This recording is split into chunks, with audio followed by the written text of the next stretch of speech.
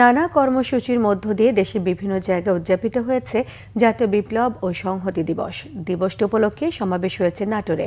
উপশহর মাঠে এতে বক্তব্য রাখেন বিএনপির কেন্দ্রীয় নির্বাহী কমিটির সদস্য অ্যাডভোকেট এম রুহুল কুদ্দুস তালুকদার দুলু। তিনি জানান, আধিপত্যবাদের দোসররা 17 বছর দেশের স্বাধীনতা বিপন্ন করে রেখেছিল।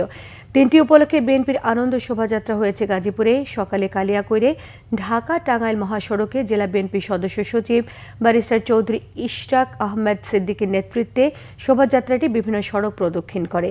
দিনটি উপলক্ষে বর্ণাঢ্য র্যালি, রক্তদান এবং বৃক্ষরোপণ হয়েছে রাজশাহীতে। সকালে মালোপাড়ায় বিএনপির কার্যালয়ে এই কর্মসূচির উদ্বোধন করা হয়।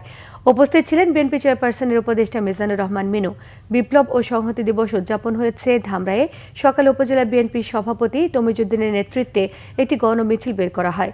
মিছিলটি গুরুত্বপূর্ণ সড়ক প্রদক্ষিণ শেষে সমাবেশে মিলিত হয়।